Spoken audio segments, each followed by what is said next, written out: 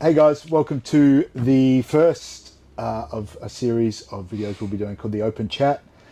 This is basically where Chris and I will discuss what happened in the last 7 days or so of jiu-jitsu in the community. Welcome Chris. Thank you. Who's a training partner of mine and also a new wholesale manager and has been with us for just over a year. Just over a year, yeah. Yeah, nice. Yeah, just over a year. Yeah, cool. So we've got a few things to talk about today. We'll start off with something positive, which is something that a lot of people have either just had happen or are looking forward to having happen in the next 20 days or so, and that's end of year gradings. Where Chris and I train, we don't have structured gradings. No. It's kind of, you just get a tap on the shoulder from our coach, Matt Jones, and he says, well, you're doing well, here's your belt or stripes or whatever. Pretty much only wanted black belts, which get a bit of a notice. So, correct. Get some time, which is probably right. Yeah. Because people want to have people there. But yeah, it's definitely...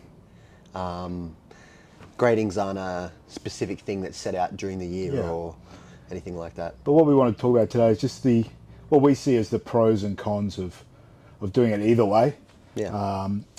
And so, obviously one of the pros of the ways Matt does it is it's a surprise. You don't see it coming. It's kind of nice just to get that tap on the shoulder. And Yeah. It's a genuine surprise most of the time.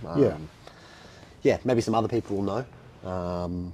Maybe their training partners, they'll know so that they can be there for the day. But for the actual student, it's very much a surprise up until black belt, I would imagine. Yeah. So it's obviously a pro. The con obviously is that you don't know when it's coming, so you can't have certain people there. And I guess definitely want to make it very clear I'm not accusing anybody of this, including our coach Matt, but there is, I think, maybe a chance that people might get overlooked as well. Coaches can't be at every single training session, so if you aren't training with your head coach and they're primarily responsible for the gradings, you kind of get overlooked for a period of time. You'll need assistant coaches which are speaking to the head coach constant, like lots of communication to make sure that no one does get left behind. But there are definitely pros and cons to both. And then I guess the pros and cons of the structured gradings are the reverse of those, is that you know what's going on is the pros, so that you can have your friends and family there as you get your blue, purple, brown, etc. But it doesn't come as a surprise. I guess it might still come as a surprise if... I guess you're surprised when they initially tell you, hey, we've got grading coming up. You should be there. You should probably, heavily hinting you should be there in a gi. You probably know you're going to get a belt, an upgrade, and you can obviously have family and friends there and stuff like that. So that is a definite pro. Something to get excited about, for sure. I know the people who've got the black belts at our gym, the week in between when they found out when they actually get their black belt, it's like Christmas every day for the person, because they're like counting down the days. That day is coming very rapidly for young Chris, who's a 4-stripe brown. Hopefully. Luckily for this promotion, I'll be told about it. So that'll be good. I've actually known about my last 2 ones, to be honest. They weren't really secrets. I think it might be harder to keep it from the coaching staff. As well. For those that don't know, Chris is also a coach where we train. One of a couple of coaches there. But white and blue were surprises, and white shouldn't have been a surprise. From white to blue, sorry. Bro, if you had to see me when I started. The stripes on your white, I assume you mean. So white to blue and then blue to purple. I knew about blue to purple. I didn't know about white to blue. And it was really nice. It was good. It was I was genuinely shocked at the time, because at the time there were lots of people around that level as well, and there were lots of high level people in the room as well. So when you watch a lot of other high level people, you don't actually expect yourself to be getting ranked up. I would say that my purple was a surprise for me, which I got earlier this year. Well, because I thought it wasn't a surprise for me. You're too kind. It was. I thought that because Matt generally does them sort of mid-year and end year, even Yeah. though they're not structured. And I got my purple in August, so I thought the June, July period, that window had closed. So You thought not that you I were was done. upset or Yeah, anything, yeah. but yeah, I was like, all right, cool. I guess maybe at the end of the year, I knew it would probably be coming Yeah, soon. we spoke about it, and yeah, obviously you weren't upset or frustrated or anything, but No. we both knew that you were rolling at that level, and it's pretty close. And like I said, Matt told me about a week before, and I was like, he's going to be pumped up about that. For Yeah, sure. I was pretty stoked. And yeah, that's how I ended up coming in that day. Randomly. But yeah, I guess you can speak that. You spent quite a while at Blue Belt, and it Yeah. must have been a nice surprise to get told that you're actually getting your... Yeah, it was. purple. It was funny because I had been on blue for about 5 years Yeah. before I even got a stripe. And during that time, though, before anybody Matt didn't realizes hate it. how Matt terrible likes him. realizes how terrible I am at jiu-jitsu, is during that time there was a global pandemic, which Yeah. meant we couldn't train for a significant period, and I got a master's degree in that time where I chose not to train or as much. Did you So- do your knee at No, blue no, or that white? was in white. At Yeah, white. yeah. So yeah, knee recon at one stripe white was a year off. So Respect for might as staying well in have it, mate. taken that stripe off when I came back. Rough. But yeah, so I ended up doing nearly 7 years at blue Yeah. because of all that. So yeah, I figured it was coming soon. Yeah, But yeah. I, as I said, I thought maybe I'd miss that window Yeah. for that juncture, and I was like, but whatever. Yeah. It's interesting because he does kind of do them quarterly. Now that I look back on it, it's Yeah. pretty much at the start of the year, middle of the year, and then a touch just before the end of the year. Yeah. But yeah, I can see how people get pumped up for scheduled gradings. I can see how. Yeah, look, it's nice to get the. we're not you're saying sitting either there- one are right or yeah. wrong. But yeah, if you are watching this, let us know in the comments which one you prefer. Yeah, well, how your gym operates. If you've trained at gyms that do both, which you preferred. Because yeah, it kind of depends on the person as well. Some people are very low key. I know you would have seen a couple of guys at our gym. They get their belt and they say 3 words because they're super. introverts. Yeah, they're like, I don't want to fucking do this. Yeah. So they thank you to my training partners, goodbye, and Yeah. and that's Thanks. it. Yeah, so something a bit more low key is probably best for them, and then people who are Yeah. Yeah, some people don't want to be the center of attention. yeah, there was I've seen a couple of people where they're just not loving that. the little feeling speech it. at the end. Yeah. But yeah, and None again, of the black belts, funnily enough. no. If you're sad about getting your black belt, you've got bigger problems. Yeah. It's a topic we've spoke about a couple of times actually, and I've only ever trained at ISO. I'm pretty sure you Yes, the same. pretty much, So I don't yeah. know it any different. Maybe if I had an exposure to another way, I would like it. I think the other thing, I don't think we touched on it, but it might be cool for community as well.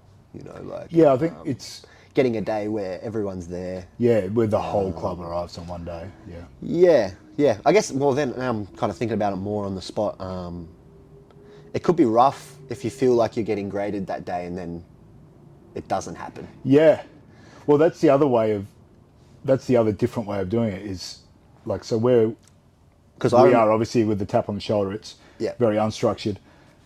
Some schools even have like a curriculum kind of scenario where you need to show that you can do X amount of things on a day. Well, of some grading. school. I was speaking to. I won't name the school. But I spoke to a mate, and he was saying he's got his boss essentially said that to get to brown belt, I think you have to compete. So Yeah, okay. each place is completely Yeah. different, and obviously that's not knocking that place. That's how they run their gym. It's their prerogative. They can do what they like. But yeah, it is interesting because one of the funniest moments I actually ever had was one of those grading days at ISO, not one of the formal ones because we don't have them, but someone was getting graded. I can't remember who it was, and I was sitting up against the wall with Matt Dockrell, who was training with us at the time. He was purple belt or a brown belt at the time. He looks over to me, he's like, "Perez, you're getting 4 today, brother." And I was like, "Oh," like Matt's trained here for a long time. He knows what's going on, and pumped up. Grading ends. Don't get any stripes. Dockrell looks at me, pats me on the back. He's like, "Sorry, brother," just walks off. So yeah, I could see if there was a scheduled grading. It's like the end of year grading. You're like, "Yes, this is it. I'm getting my belt or I'm getting my stripes." You get there, Yeah. and then it doesn't happen. But then I guess that's on the coaches to then be constantly communicating with students about what they need to see from them or what they don't need to see from them. Yeah, and for all the new people that are that may or may not be watching this. That's the coaches communicating to you about stripes. Yeah, belts, yeah. Not the other way around. Yes. Do Yes. yourself a favour and never, ever, ever ask. Don't ever ask. I actually spoke to my coach Matt. I was like, "What would you like to see from me?" This was at purple belt. By the time I'm a brown belt, so Yeah. where are the deficiencies? And he gave me an answer, and I think that's the best way to do that. To have that conversation with your coaches, ask them from not a place of entitlement. Ask them from, what do you want to see? Yeah. What are the skills that you want me to build? And then I can start working towards them, because it shows them that you're not coming from a place of, I think I'm ready. I want to know what I need to do. Yeah. Almost like a personalised curriculum. Yeah. And because, any coach that's upset with you for asking that question, I mean, it's probably... That question, yeah. Yeah, But that's not a good anybody one. who's... But if you say, where's my belt? Or Yeah. when am I getting this? Or when Hey, am I getting that? I tapped old Joe and he's a blue belt, so Yeah, therefore yeah. I should be as well. Yeah, Good- jiu-jitsu math. Yeah. Good luck with that line of Yeah. questioning. But yeah, I would say open communication with your coaches, and obviously asking, like I said, not from a place of entitlement and being, expectation really, just being like, hey, what do you need to see? And then if they give you an answer, go and work on it. And if you've worked on it and nothing's still happening, obviously then you might need to have a different conversation. What am I not picking up, or Yeah. whatever? I think as long as that conversation comes from a place of, I need to learn more. Yeah. What do 100%. you think that is? I think, well, if your coach is upset about that conversation, You got bigger problems. Yeah, you probably want to look at some. I've never spoke to Matt and had him be upset by anything like that. He jokingly gave me, I don't know if I fucking hope he was joking when he gave me the answer, because it was pretty brutal. How are those takedowns? Yeah, I like those takedowns, bro. But yeah, I went away, worked on them for a year, and it all went fine. So yeah, like I said, open communication with your coach, and yeah, I can see how people would find either of them fun. Maybe even a mixture would be cool. Yeah.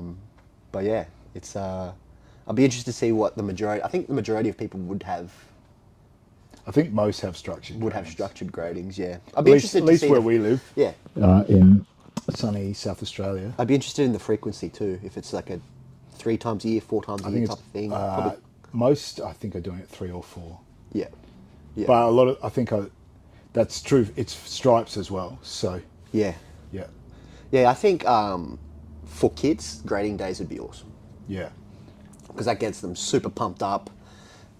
Kids are a lot harder to keep engaged in the activity generally, because a lot of kids are brought by their parents, not because they want to come, but because their parents like, you're going. Yeah. If you're an adult and you go to jiu-jitsu, it's a choice. you've made it's a choice. So I think for kids you could have like a bit of a party atmosphere.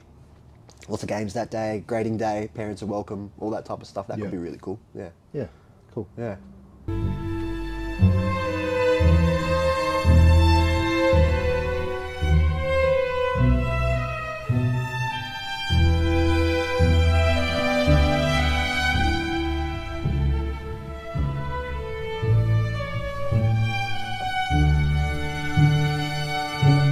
There's been obviously a lot of press and a lot of noise around tariffs in the US, I should say, recently. So just wanted, look, we don't care how you voted for a start, so nobody needs to get that twisted. But how will the tariffs impact the jiu-jitsu community, which is obviously massive in the US? It's where most of our customers are as well. So just wanted to give a little bit of detail on that. Obviously happy with your input, Chris, but I'm guessing... Yeah, this is probably something I'm not super savvy on the tariffs or how working business internationally to the US works. Yeah. It's probably something that impacts me indirectly, but impacts you Yeah. directly, because obviously I work for your company, so Yeah. how whatever impacts the company kind of impacts me in some capacity. But this is probably something that you'll have a bit more of a input on. And Yeah, so at this stage, as of this date, which is the 9th of December Australian time, the 8th in the US, Donald hasn't mentioned tariffs in Australia as yet. Yep. He has mentioned blanket tariffs across the board, which would mean that we are impacted. So the thing I think people need to realize is that if we end up under a blanket tariff of everything that gets imported is 20%, Yep. for argument's sake, I'm not saying it will be or it won't be. It means that basically everybody who buys jiu-jitsu gear is going to pay a minimum of 20% more unless they were already exclusively buying Origin. Because as far as I know, Origin's the only brand in America that is entirely US. So they buy US cotton, they have their own loom, they do everything from where the material is made all the way to the end product is all US. So Does Origin have stocks? yes. Well, the thing with, so people will say, oh, I'll just start buying Origin. The problem with that math is that they're already 2 to 3 times more expensive than what we are. See, man, yeah. So if we become 20% more expensive, they're still significantly more expensive than we are. Gotcha. The other thing that I would say is that if that's the way you feel, you should be buying Origin today because there's nothing stopping you from buying Origin today. If you wanted to buy US, you can. But I think a lot of people, I think it's less now, but before the election, I think a lot of people had it back to front in that they thought that the tariffs were paid by the exporter, but these are import tariffs. So what does that mean? It means if you are importing products, you pay the tariff. So if you are importing a rash guard that was $50 US and it's got a 20% import tariff on it, it means it will be, we will charge you 50 US for it. When it arrives, you will need to pay customs $10 to get your stuff. That's usually how it works. Can they do export tariffs? Is that a thing? Well, there's no way for them to enforce. Yeah. They can't force us to pay them to ship something to you. They can force you to pay for another $10 to get it. So essentially, it just rolls onto the customer. Correct. Yeah. So, yeah, just something to be aware of if you are. I'm assuming if you're watching this, you do jiu-jitsu. It's going to get more expensive to buy your gear in the US if Trump imposes the tariffs the way he has said he's going to. Once again, we're not choosing sides here. It's just what he said he's going to do. We just want to make sure you're aware that this is what is on the cards. Should that happen? Also take on the emails, so this is going to be... Yeah. So Chris will be answering all your emails, so... Excellent. Good luck. We just wanted to make you guys aware that that's how it works. It's not that you buy something for $50 and we give $10 to the US government and we take 40. Yeah. That is not the way it works. So those tariffs are for people inside the United States. So even if you buy from, say, a brand that is located in the United States, but their factory is in Pakistan, where most of them are, including ours, so I'm not throwing shade at Pakistan, they're going to have to pay 20% when they bring it in. And if they're doing business, they're passing that on to the customer because that's just the way business works. So if it costs them, I'll just keep using $50, if it costs them $50 to buy that product before the tariff and now it costs them $60, you can expect a 20% increase in your cost. If they were buying it for $50 and selling it for $100, so they were putting 100% markup on it, then they will buy for $60 and sell for $120. They're not going to change their margins, not drastically anyway, because that's how business works. Businesses are in business to make money at the end of the day, so they can pay their bills and their staff. Please. Please. That was just, it was more, we just wanted to make it clear because it will impact the jiu-jitsu community because, as I said, there's really only one end-to-end United States based. Yeah, I didn't know that about Origin. Product. Like anybody else who's even making stuff in the US, as far as I know, and once again in comments, if you want to let me know I'm wrong, I'm happy to hear it. Everybody else, I think Shoei still makes a bit of stuff in the US, but their fabric comes from overseas. So they're going to pay an extra 20% on the fabric that they use to make those products. Yeah. It'll roll on. It's all going to roll downhill to the customer. Yep. Lucky our designs are nice. Yeah, well, I think so. Yeah. I have heard people tell me that they're not, but not many, thankfully. Each their own. Yeah, we are unique. Yes. Yes. So, moving on to something that I'm pumped about, and I know Chris is pretty excited about as well.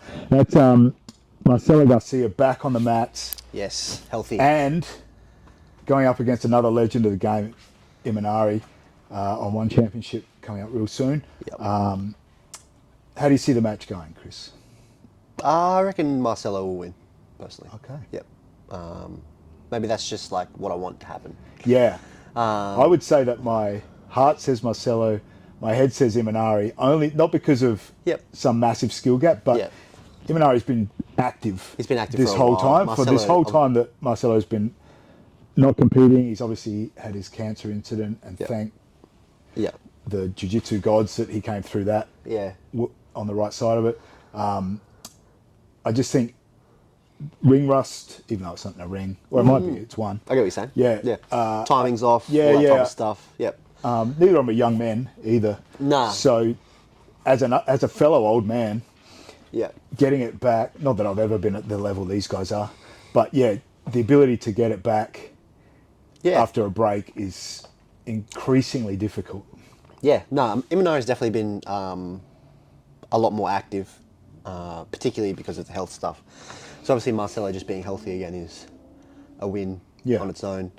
To be honest, man, like, yeah, I would like Marcelo to win. I don't really care how it goes either way. It'd be cool to just see him compete again. Yeah. And I'm hopefully pumped no to one have gets, him back. yes, hopefully no one gets injured, obviously. And yeah, it's a good match. I don't know, ever since all this like celebrity boxing shit that's been happening and older guys have been coming back and fighting longer and longer, it's kind of, it's not nice, bro. I don't want anything like that. I think happening, jiu-jitsu is you know? obviously different because you're not punching each other in the head. Yeah. I think as well, this is good because it's two older guys. Yeah. It's not Paul Yeah. versus Tyson. It's not Jake Paul shopping in a retirement home. Yeah. Yeah. Which, yeah, if it had been, I know Mikey's no longer with one, but if it had been Mikey versus Marcelo, that, Well, hopefully they would never do that. yeah. That's because me personally, I'm a little bit old school. I think people like Marcelo and Iminari deserve not to have like their matches padded, but they deserve a level of respect. And, yeah. Mikey did fight Iminari though, didn't he? Wasn't I that believe his so, first yeah. match in I believe that one? I believe that, yeah. And that's the thing with Iminari as well, is obviously he's very good, but he's tough as shit. tough as shit. But he's also been shown that there is a path to victory. Yeah. Against him as well. Obviously, there's a path to victory against Marcelo, but I think body shape wise and stuff like that, he might be pretty hard to leg lock Marcelo, and I don't really see Iminari getting on his back or winning by points. So No. we'll have to see. He very well could. He could get out there and heel hook him, knee bar him or something like that. But very stumpy, short, jacked legs. Very good at elevation and stuff like that. Clearing his knee line will be a little easier for him because of the size of his legs. But again, you don't know what's going to happen. No. Just- Well, yeah, main thing is I don't it's want exciting. either of them getting hurt. I don't want Iminari getting shoulder crunched to death, and I don't want Marcelo getting heel hooked. I want them So to have you heard it from Chris, and I'll reinforce it. Just tap, boys. Please. We love you too much. have a good match. People can have a bit of a nostalgia kick and watch it again. And yeah, it'll be cool to have a high level match which isn't enshrouded in toxicity, I suppose, and just Yeah. fucking meatheadness. Which is a great segue into the next thing we wanted to talk about, which is the biannual Mikey versus Gordon beef seems to have flared up again. With Oh, bro. Mikey, I want to like Mikey, man. I But I think Mikey's problem is that he now works for the UFC. yeah, and so his moral high ground You don't have he doesn't credit. he no longer has. You don't have the credit. You literally just signed on with a company run by a guy who's been caught smacking his missus.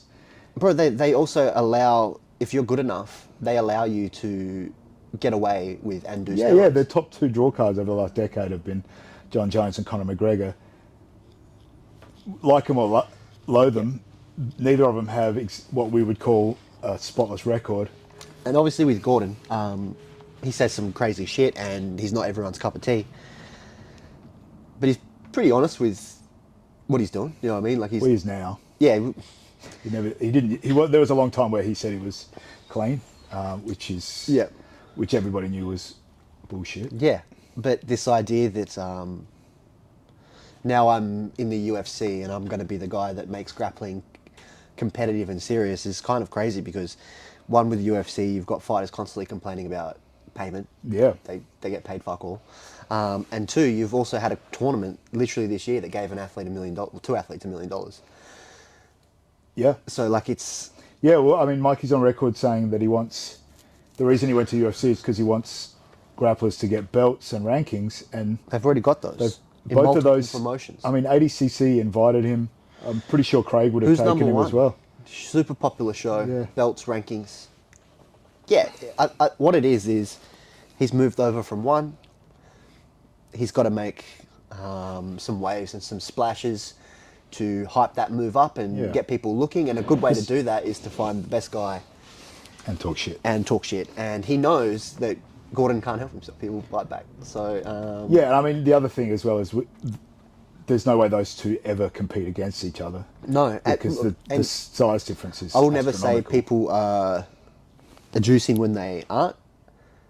But I reckon if you polled people and you asked if Mikey Musumeci is completely clean, Yeah. I reckon Well, there's it'd be a 50-50 poll. yeah, there's Because he's mental in- gymnastics that Yeah. some of these guys do to Yeah. convince themselves that they're clean when Yeah.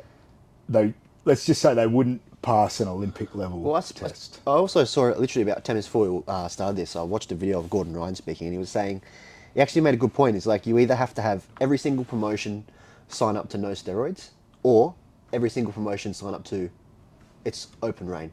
Because if you've just got one promotion, say the UFC, for example, which stops people from taking steroids, in theory, then the a people... wild theory. Yeah. Then the people who just compete on UFC, for example, say Mikey Musumeci, he has to stay clean all year. Yeah. And then when he goes to other fight shows that don't require you to be clean, he's now at a disadvantage against guys who are Yeah. juicing and then aren't on that promotion. I guess, I mean... So it is true, you either need to have more like a 50-50 split, or people have to put currency in certain tournaments or promotions and not in others.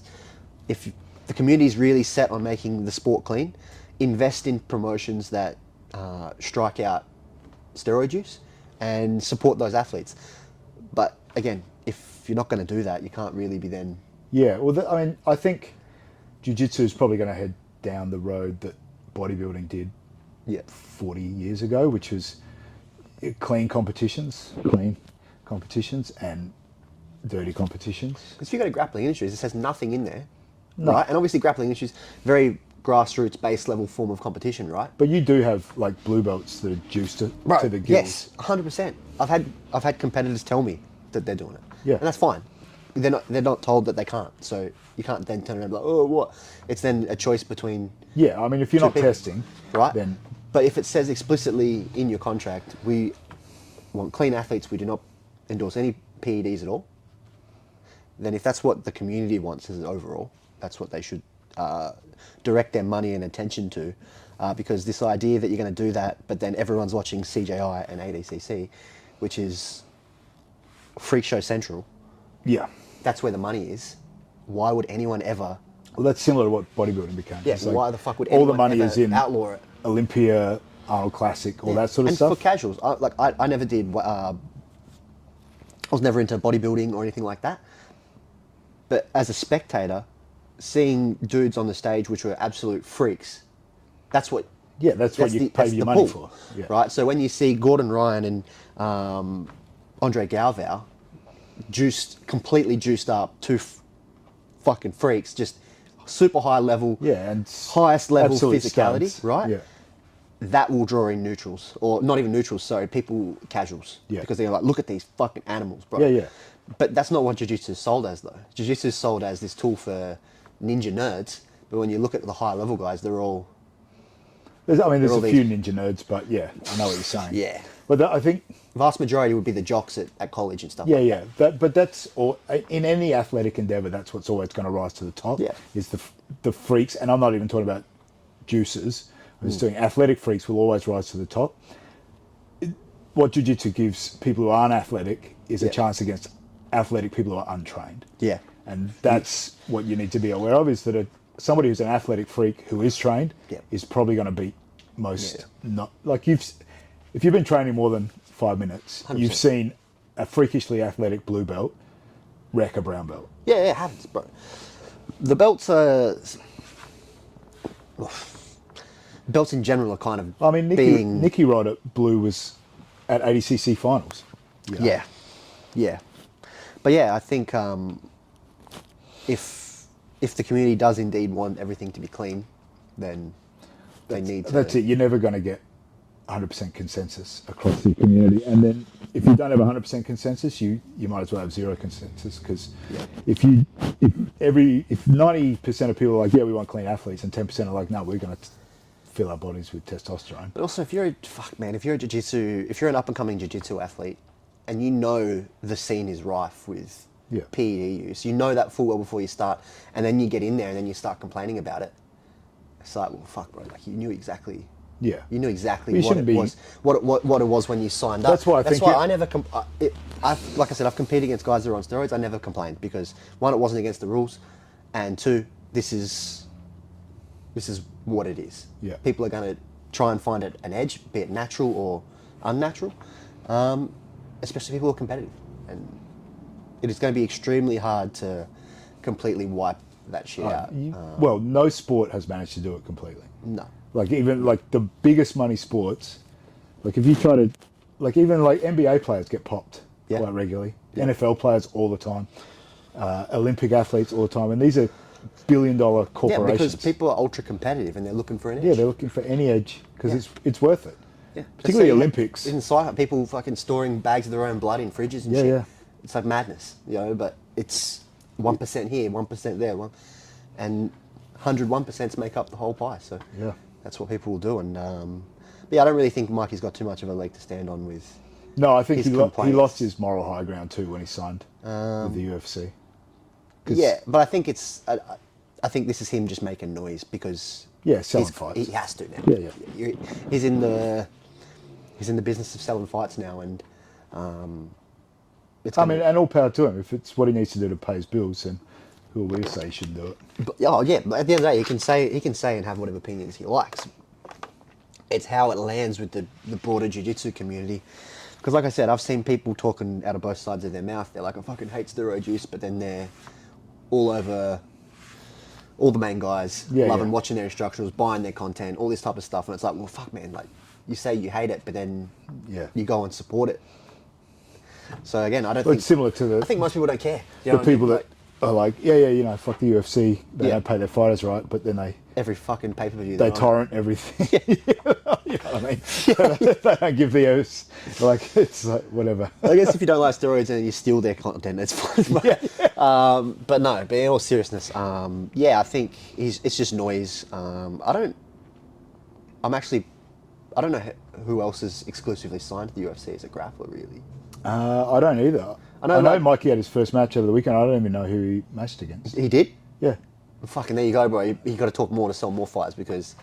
Yeah, I didn't know that he was actually fighting. I knew that he'd signed. Igo and stuff like that, the team one. So I know there's some big guys that occasionally feature on there. So like Nicky Rod's been on there, Craig's been on there. They've been on Fight Pass, but I think somebody, who was it? Like, there's been a couple of promotions. I think like Quintet, maybe some some promotions that moved to EBI.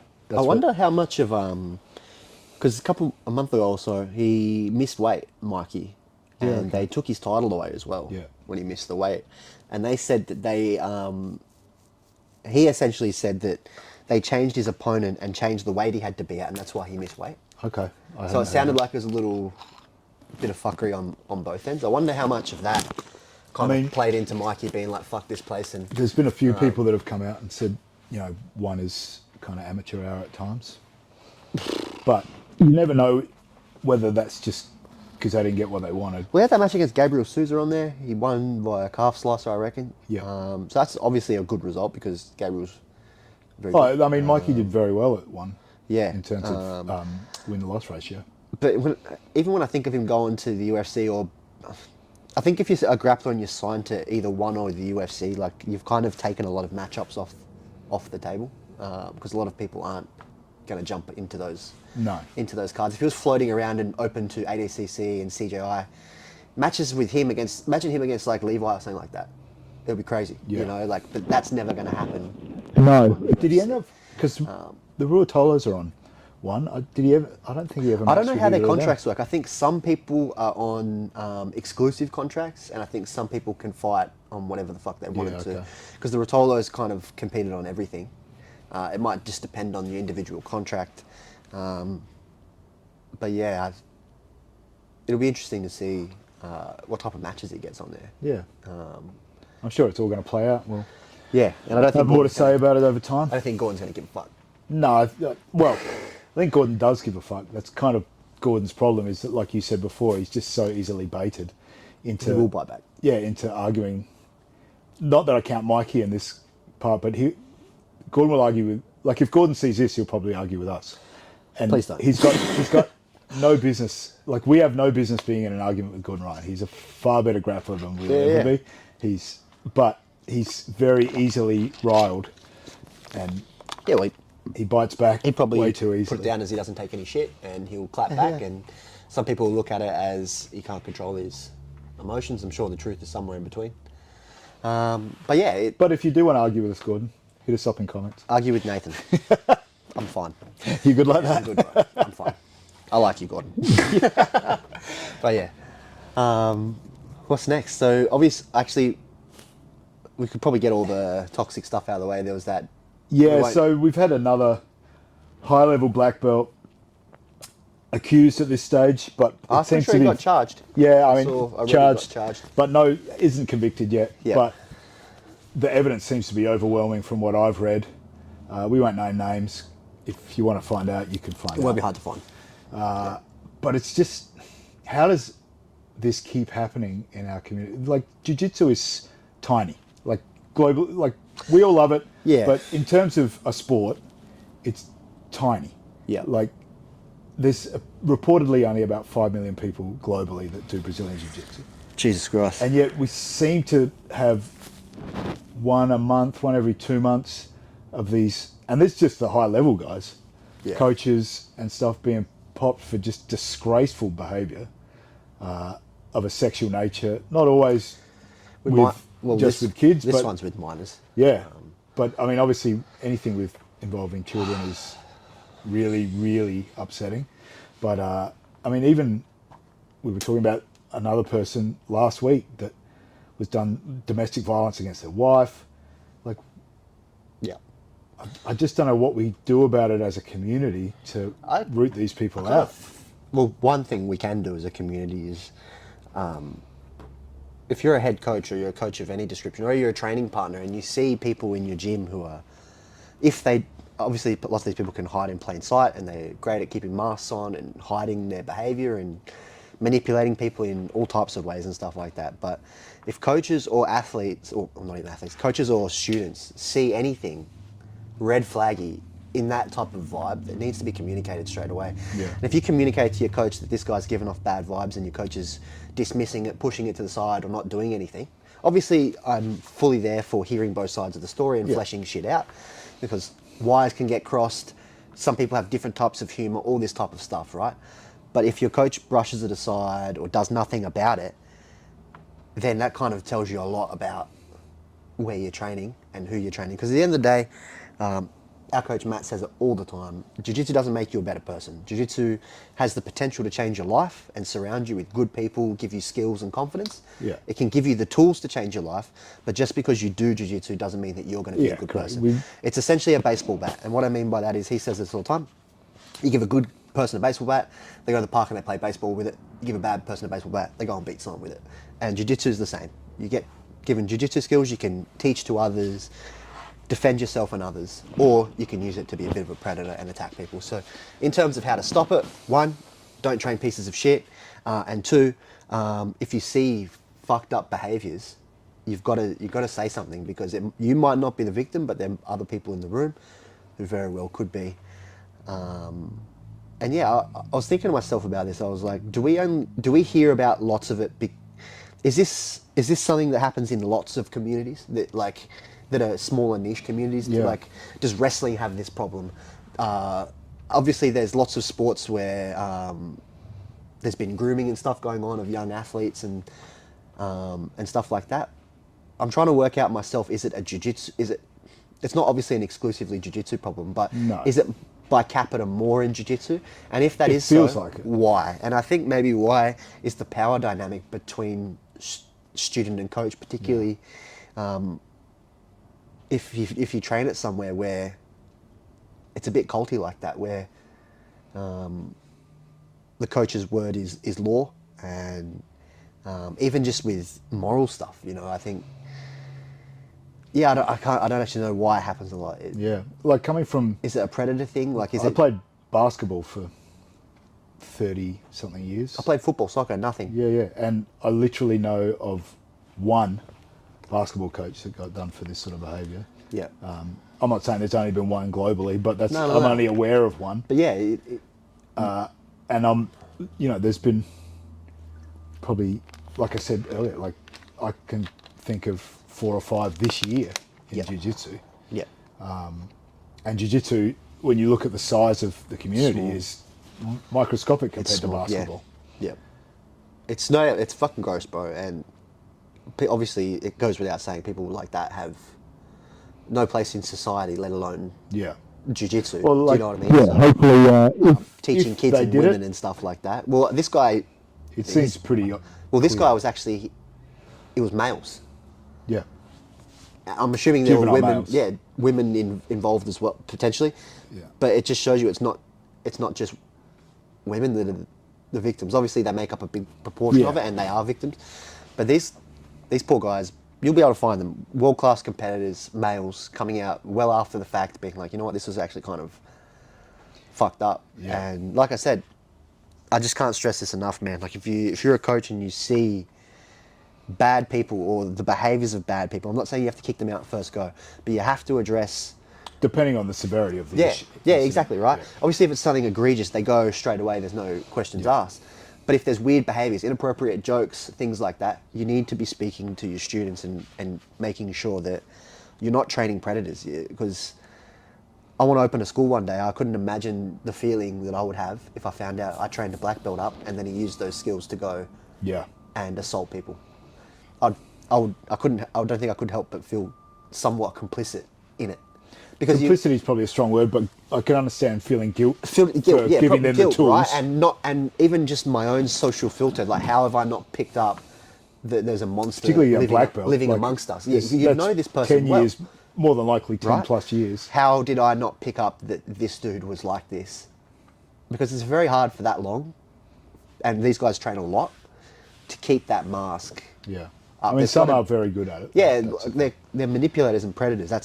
That's the core of it. So, fuck, man, it seems like a big problem in jiu-jitsu, which is kind of gross to kind of admit as being someone Yeah. in the sport. Obviously, I don't have any of those feelings at all, but you're kind of represented by the community as well. And if the community is kind of known with being, yeah, it's a great martial art, but there's lots of fucking predators that hang around it, so be careful where you put your kids.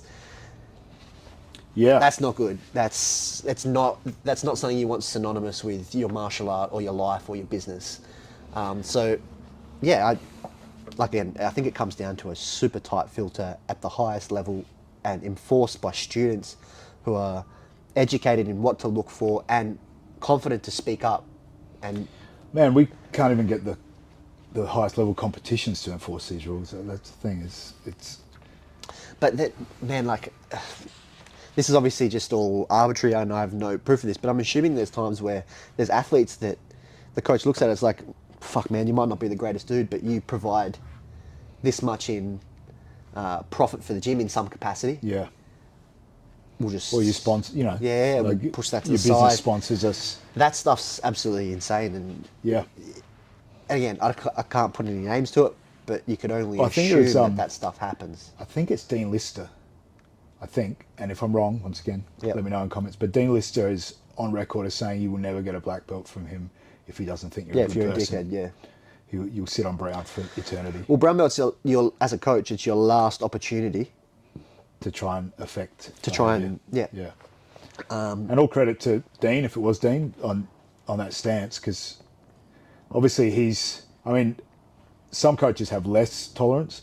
He's obviously of the opinion that he has an opportunity to try and guide them to move away from that sort of behaviour, and he's trying to use it to do that. I don't know if I don't know if I would be able to do that or Matt would be able to do that. I guarantee you that Matt wouldn't.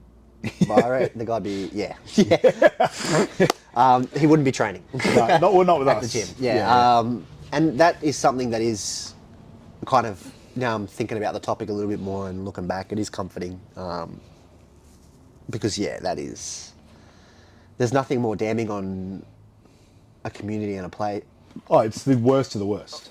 It's absolute degenerates of society, right? And to be tarred with that, yeah, particularly when you want to push that this is great for women and children, for people who are susceptible to being victims. Yeah. A victim walks into the gym to empower themselves and then becomes a victim. Yeah. It's all, I can't, it's bad. It's really bad. So anyway, let's move on from that because that's super depressing. Yeah. And we're definitely not going to come up with any solutions between the two of us right now. Not legal ones. No. Yeah. So this is our last topic. So we're going to end on something that Chris and I are both big on, and I honestly believe it's the number one thing you can do to get better at jiu-jitsu. Over and above everything else is getting a good sleep pattern. Yeah. I personally believe it's more important than nutrition. It's more important than how often you train, where you train, how hard you train, anything like that. It dictates how often you train. A lot of the time, yeah.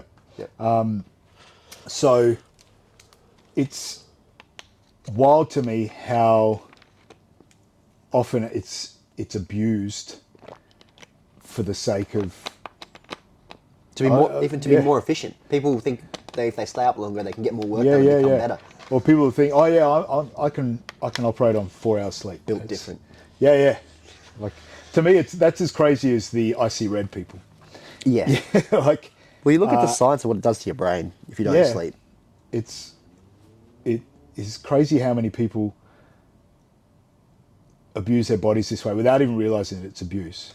There's other things. It's almost rewarded. You looked at as hard working. Yeah. You know, like.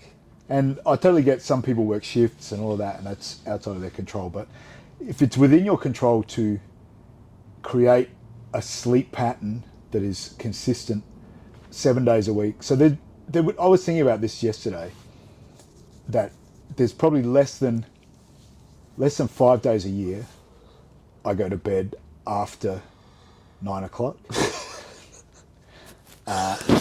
So 7 days a week, pretty much, I'm in bed before 9, usually around 8, and I read for an hour because that kind of winds my brain down. Yep. Lights out around 9ish, sleep through till 5:30, and then I'm up and I'm getting my day done. So I'm getting 8.5 hours every night.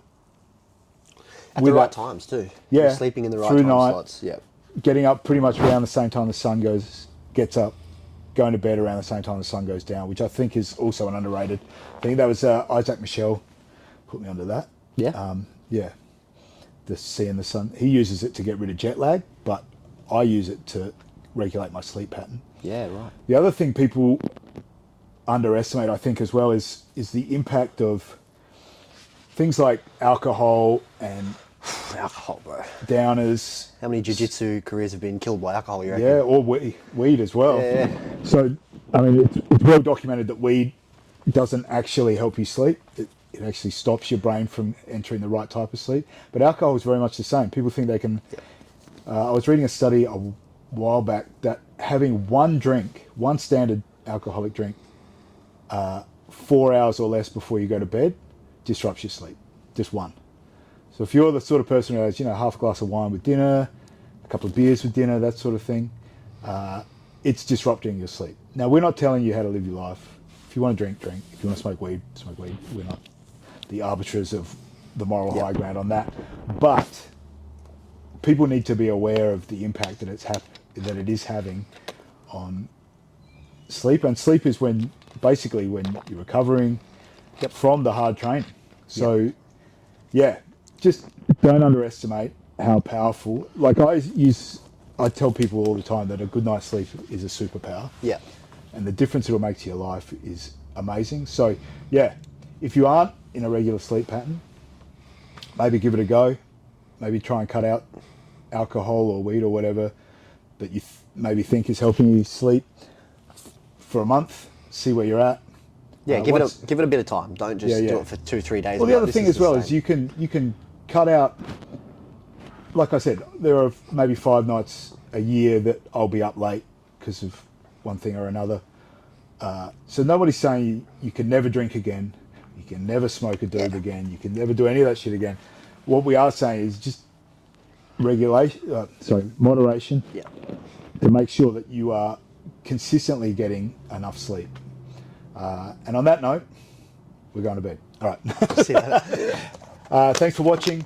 If you got comments on any of it, put them in the comments below. We'd love to hear from what you have to say. That's not even proper English, but you know what we're saying. Thanks for watching, and we will see you next week.